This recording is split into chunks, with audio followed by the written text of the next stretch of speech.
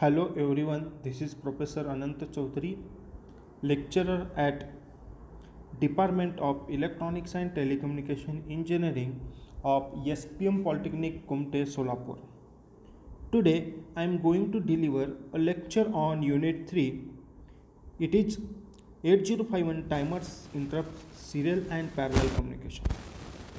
In this lecture, I welcome all. Today's topic of discussion is serial communication. Before starting today's lecture, in last lecture we were studied about introduction of timer. After that, serial buffer register we have discussed.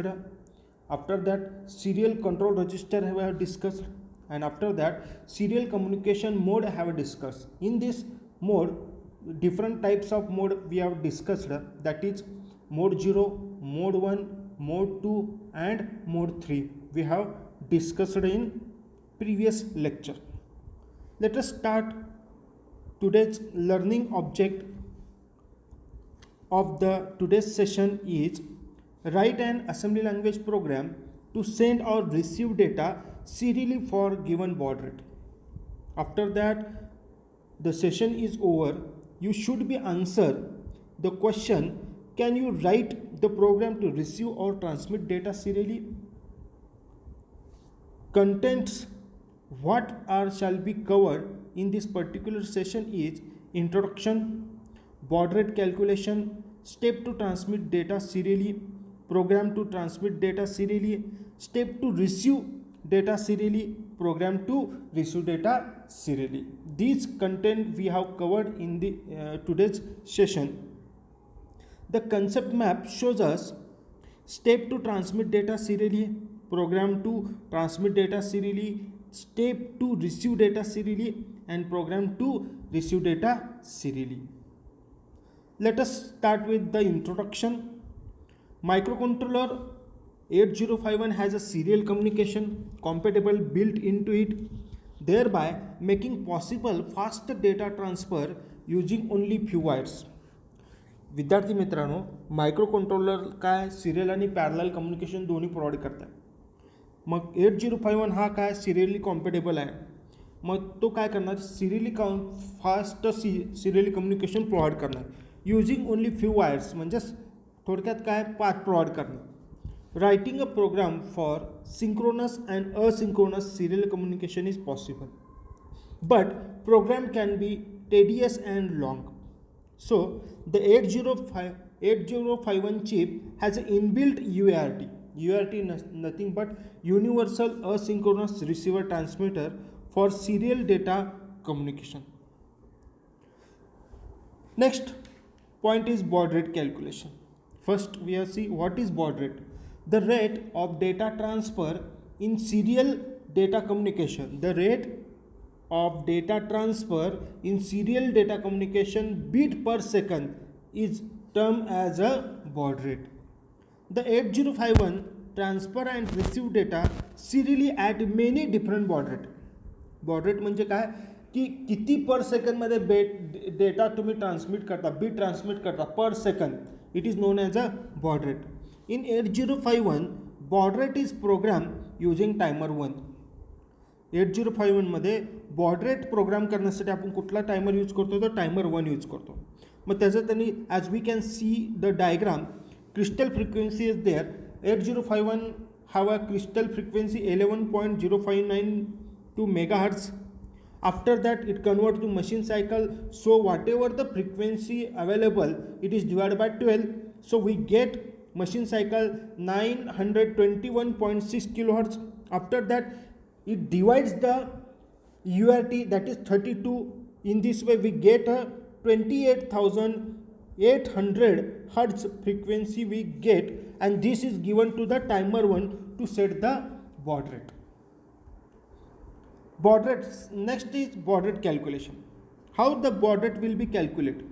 It is very important point view of the programming and exam purpose. When timer 1 is used to set the baud rate, it must be programmed in mode 2. When the timer is used to set the baud rate, it must be programmed in mode 2. Previous काय सांगितलं होतं की bond rate set करण्यासाठी always timer 1 use करायचा आपल्याला. पण timer 1 use करत असताना, बॉड रेट सेट करताना, प्रोग्रामिंग करत असताना तुम्हाला मोड 2 ह्या फॉर्ममध्ये काय करायचं, प्रोग्राम करायचा. Example, if crystal frequency have a 11.0592 megahertz, then machine cycle will be calculate whatever the crystal frequency is divided by 12, so we get 921.6 kilohertz there. This frequency provided by UART to timer 1. So whatever this frequency, it is again divided by 32 by UART, so we get 28,800 hertz, and this 28,800 is divided by 3, then we get 9600. So decimal value is -3 and hex value is EFD. In this way, if we divide this 28,800 by 6, then we get FA value means 4800. After that it divided by 12, then we get 2400 means -12, and hex value F4, and if divided by 24 we get 1200 means hex values E8. Step 2 transmit data serially. आता आपल्याला 1 bye 1 step बघायचं आहे की data transmit serially करायचं तर कुठले कुठले steps आहेत. First, the TMOD register is load with the value 20H. First, TMOD register is loaded with value 20H, indicate the use of timer 1 in mode 2. Mode 2 is a 8-bit auto reloaded आहे to set the baud rate. First काय, TMOD register load करायचं with value 20H. काय कशासाठी 20H म्हणजे काय, indicate the timer 1 आणि मोड 2. Mode 2 म्हणजे 8-bit auto reloaded आहे to set the baud rate.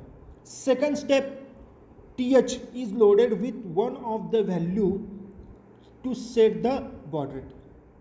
आता TH मध्ये आपल्याला काय करायचं आहे, एक दी व्हॅल्यू कुठली baud rate कॅल्क्युलेशन करतो त्यातली एक व्हॅल्यू TH मध्ये आपल्याला काय करायचं आहे, सेट करायचं. Next third step is use the SCON register is load with the value 50H, indicate the serial mode 1 where 8-bit data is framed with start and stop bit. पहिलं first step आहे TMOD आहे. TMOD मध्ये आपण काय 20H करतो, ती indicate timer 1 मोड 2. Mode 2 म्हणजे auto bit 8-bit auto reload आहे. Second, TH value load with the one of the value of baud set to the baud rate. Second, SCON register is loaded with the 50H. It indicates serial mode 1 with 8-bit data framed with start and stop bit. Next, TR1 is set to start timer 1. Start timer 1.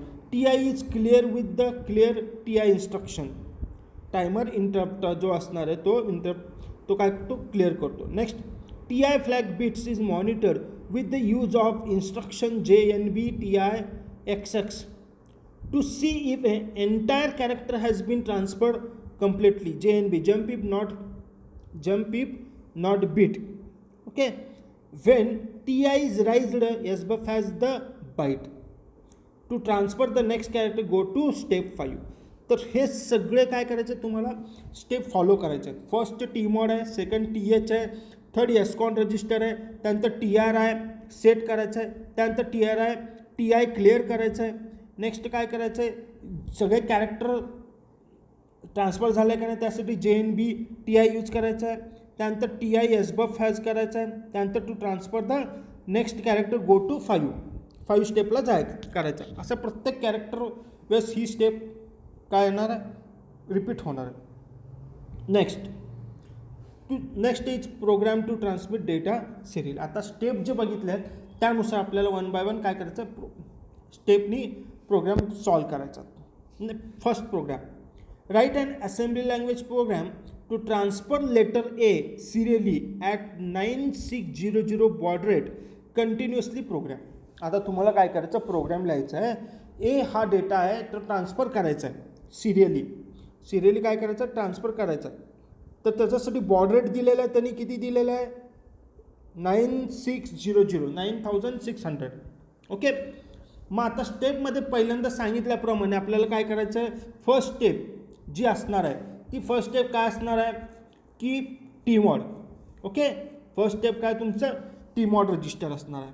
मग टीमॉड register काय करायचं, load with 20H. मग तेच केलेलं आहे, move TMOD #20H, select timer 1 and mode 2.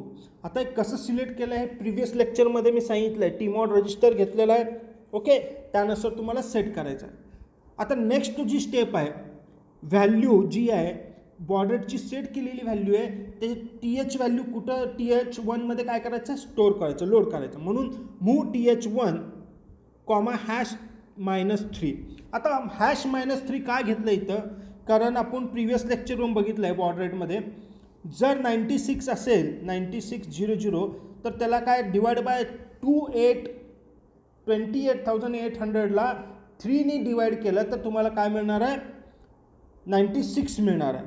Okay, मग तेच 96 value मी काय केलेलं आहे इथं सेट केलेलं आहे, म्हणजे -3 घेतलेलं आहे. कशात व्हॅल्यू घेतला आहे, THमध्ये. हा झाला सेकंड स्टेप. थर्ड स्टेप काय केलं आहे, SCON register loaded with the value 50H. Again third step बघा, मूव एसकॉन #50H म्हणजे load 8 bit with 1 stop bit mode and enable receiver enable केलेला आहे. ओके, नेक्स्ट फोर्थ स्टेप बघा, TRI set to 1 to start the timer. आता इथं बघा, set बी TR1 म्हणलेलं आहे, म्हणजे स्टार्ट टायमर 1 म्हणलेलं आहे. ओके, म्हणजे पहिला टीमॉड आहे 20H आहे, त्यानंतर TH व्हॅल्यू लोड करायचं बॉड रेट, त्यानंतर एसकॉन रजिस्टर 50ने लोड करायचं आहे आणि त्यानंतर TR स्टार्ट टायमर 1 करायचं. Start timer 1 केल्यानंतरनं TI is clear with करायचं आहे. बघा आता नेक्स्ट काय, मूव SBUF #A. आता इथं काय डबल इन्व्हर्टेड सिंगल इन्व्हर्टेड कॉमामध्ये दिलेलं आहे, म्हणजेच काय ए हा लेटर तुम्हाला ASCII लेटर हा काय करायचं आहे, सिरियली ट्रान्समिट करायचा. म्हणजे समजा माझ्या 7 सेगमेंट डिस्प्ले असेल किंवा LED डिस्प्ले आहे, मला तो ट्रान्समिट करायचा तर मला काय करावं लागेल, ए ट्रान्समिट करावं लागेल. मग मी काय केलं, ए हा डेटा पहिल्यांदा SBUFमध्ये लोड करून घेतला. नेक्स्ट काय घेतलं आहे, JNB-TI म्हणजे wait for transmission to be over. ज्यावेळेस जम्प इफ नॉट बीट असणार आहे, म्हणजे वेट होणार आहे जोपर्यंत हा ट्रान्समिट होत नाही. ट्रान्समिट झालेला असेल तर काय होणार आहे, क्लिअर TI होणार. Clear TI for next transmission. म्हणजेच काय असणार आहे, आता ट्रान्समिट झालेला आहे तर TI हा काय करणार आहे, क्लिअर होणार आहे आणि परत नेक्स्ट येणार आहे एच जम्प अगेन होणार आहे. म्हणजे अगेन तुम्ही एच जम्प म्हणता, अगेन म्हणलेलं आहे. एच जम्प म्हणजे शॉर्ट जम्प होणार. अगेन व्हॅल्यू परत move SBUF A, next bit कुठला आहे, जर नसेल तर परत ए ट्रान्समिट होणार आहे. ओके, आणि स्टॉप. हा तुमचा प्रोसेस असणार आहे कशाचा, transmit data serially. First TMOD 20, next TH value baud rate set, SCON 50, त्यानंतर स्टार्ट द टायमर, त्यानंतर whatever character value will be stored into SBUF and after that JNB used for wait the transmission, after that clear the TI value and again a jump again to परत SBUFला जाणार आणि लास्टला stop. म्हणजे SBUFला काय जाणार आहे, कारण value store होणार आहे. ओके, जर नेक्स्ट नसेल व्हॅल्यू SBUFमध्ये तर काय होणार आहे, स्टॉप होणार. मग अशा प्रकारे तुम्ही काय केलेलं आहे, program to transmit data serially केलेलं आहे. Next TCON register.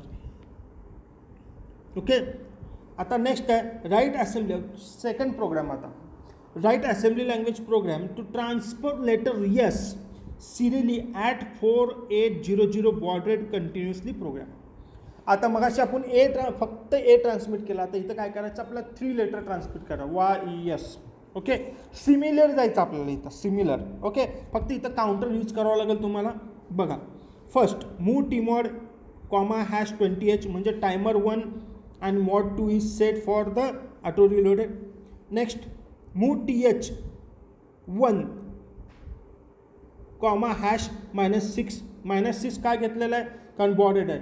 28,800ला 6ने डिवाइड केलं तर तुम्हाला काय मिळतं आहे 4800 बॉड रेट मिळणार, म्हणून -6 TH मध्ये व्हॅल्यू स्टोअर केली. After that move SCON 50H केलेला आहे. Move SCON comma hash 50H 8 bit 1 stop bit आणि enable receiver enable is use. After that set start timer केलेलं आहे, सेट बी टायमर 1 आणि त्यानंतरनं move A comma hash Y केलेलं आहे double inverted कॉमामध्ये. आता डबल इन्व्हर्टेड कॉमामध्ये वाय ही व्हॅल्यू कशात आली ॲक्युम्युलेटरमधली आहे. त्यानंतर ए कॉल ट्रान्सफर म्हणजेच काय केलेलं आहे डेटा ट्रान्सफर सब रुटीन घेतलेलं आहे, म्हणून ॲब्सोल्यूट काय केलेलं ॲब्सोल्यूट कॉल ॲब्सोल्यूट व्हॅल्यू म्हणलेलं आहे. ए कॉल म्हणजे ॲब्सोल्यूट कॉल व्हॅल्यू केली ट्रान्सफर केलेलं म्हणून ए कॉल घेतलेलं आहे. नेक्स्ट फर्स्ट वाय केलेलं आहे. Next move A comma double inverted comma hash double inverted कॉमामध्ये ई घेतलेलं आहे म्हणजे ट्रान्सफर ई केलेलं आहे. परत ए कॉल काय केलं आहे ट्रान्सफर यूज केलेलं आहे. नेक्स्ट परत move A comma hash double inverted कॉमामध्ये यस, असं टोटल आपण परत काय केलं आहे ए कॉल ट्रान्सफर केलेलं आहे. ओके, मग अशा प्रकारे 3 लेटर आपण पहिल्यांदा ॲक्युम्युलेटरमध्ये घेतलेलं आहे. ओके, आफ्टर दॅट या जम्प अगेन म्हणलेला. ओके, या जम्प अगेन म्हणलं. या जम्प अगेन म्हणजे कुठं जाणार परत वायला जाणार. ओके, त्यानंतर काय होणार आहे आपल्याला ट्रान्सफर सब रुटीनचा प्रोग्राम लिहायचा आहे, म्हणून ट्रान्सफर मूव एस बब ए. प्रत्येक वेळेस कुठं ए कॉल ट्रान्सफर केला तर कुठं जाणार आहे ट्रान्सफरला जाणार आहे, म्हणजे कुठं जाणार आहे ॲक्युम्युलेटरची व्हॅल्यू एस बबमध्ये जाणार आहे, लोड विथ एस बब. And then check wait for the last bit transfer म्हणजे JNB TI हिअर केलं. हिअर म्हणजे हिथंच तुम्हाला काय होणार कंटिन्युअसली मूव होणार. क्लिअर टायमर करणार आणि रिटर्न करणार. मग अशा प्रकारे हा तुम्ही प्रोग्राम केलेला आहे. ओके, बघा TMOD केलेला आहे, TH केलेला आहे, एसकॉन आहे, सेट टायमर स्टार्ट टायमर केलेला आहे. त्यानंतरनं काय केलेलं आहे प्रत्येक लेटर आपण काय ॲक्युम्युलेटरमध्ये घेतलं आहे आणि ए कॉल ट्रान्सफर सबरुटीन केलेलं आहे प्रत्येक. त्यानंतर सगळे लेटर झाले या जम्प अगेन म्हणलेलं आहे. या जम्प अगेन म्हणजे परत पहिल्या लेटरपासून जाणार. मग त्याच्यासाठी आपल्याला ए कॉल ट्रान्सफरसाठी सबरुटीन प्रोग्राम लिहायचा आहे. मग तो ट्रान्स मूव एसबब ए केलेला आहे, म्हणजे प्रत्येकातल्या ॲक्युम्युलेटरमध्ये जो लेटर आहे तो पहिल्यांदा एसबबमध्ये येणार आहे, वेट करणार आहे तो डेटा ट्रान्सफर होस तर आणि क्लिअर TI करून रिटर्न करणार आहे म्हणजे स्टॉप करणार. Next step to receive data serially. आता तुम्ही काय केलेलं आहे ओके सिरियली डेटा काय केलेला आहे रिसीव केलेला आहे किंवा ट्रान्समिट केलेला आहे. ओके, आता नेक्स्ट बघा TMOD register is loaded with 20H indicate the user timer 1 and mode 2. Again same TH value load with baud rate. TCON register SCON register load with 50H. TR आता transmit आहे. Okay sorry इथं transmit आहे. Start the TR1 start the timer. RI clear. त्यानंतर RI flag is monitor with the use of instruction. त्यानंतरनं JNB RI तिथं JNB TI आहे transmit केलं तर इथं रिसीव करायचं आहे. To see if entire character has been received when RI is raised SBF has the byte and to receive next character go to step 5. जे आपण ट्रान्समिटला यूज केले तेच इथं फक्त तिथं TI होतं इथं RI आहे. बघा TCON रजिस्टर. आता TCON रजिस्टरची जी व्हॅल्यू आहे तर बघा TCON एक्सटर्नल इंटरप्ट आहे. Okay I1. ओके मग त्या I1 एक्सटर्नल इंटरप्ट यूज केलेलं आहे. I1 म्हणजे external interrupt set when high to low edge signal is received on pin 3.3 INT1. Clear when the processor vector to interrupt service routine located at 0013H. Okay next आहे IT1 interrupt 1 type control bit आहे. Next आहे I0 external interrupt 0 आहे. Next आहे interrupt 0 type control bit आहे. Okay मग सगळे काय तुमचे TCON रजिस्टरचे बीट आहेत.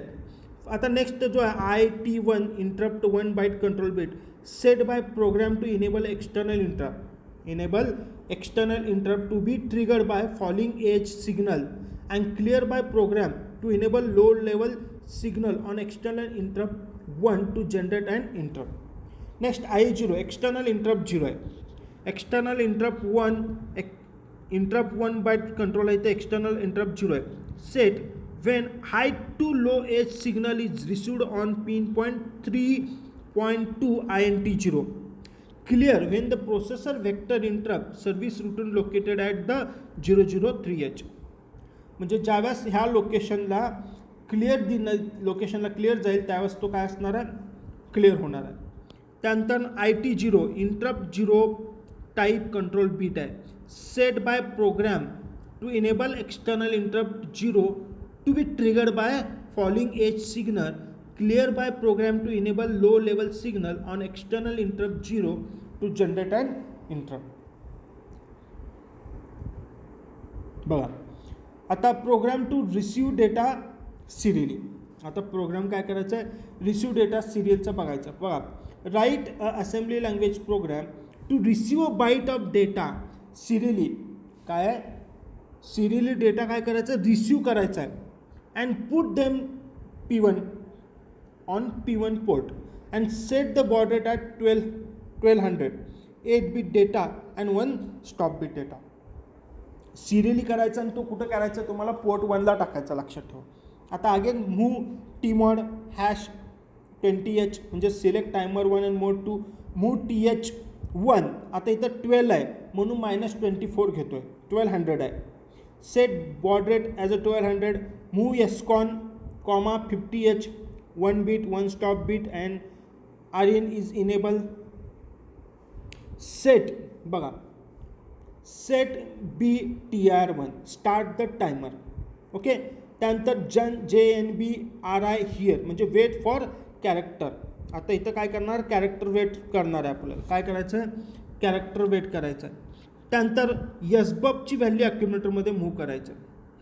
Save the incoming byte in A म्हणून काय केलं आहे, SBUFमधला जो बाईट आहे, बाईट म्हणजे काय, पूर्ण कॅरेक्टर म्हणजे यस लिहिलेला आहे. यसचं यस आपण आतापर्यंत काय केलेलं आहे, 1 by 1 करत होता. आता काय करायचं, पूर्ण मला MSBT ट्रान्सफर, मी SBUFमध्ये MSBT सेव्ह करणार आणि तो ॲज इट इज पूर्ण बाईट ट्रान्सफर करणार.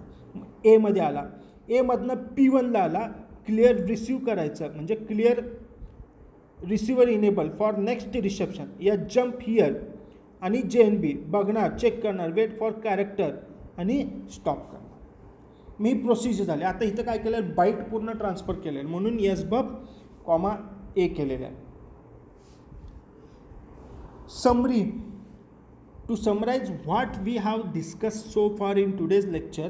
In 8051, programming transmit and received to transfer or receive data serial is possible using mode.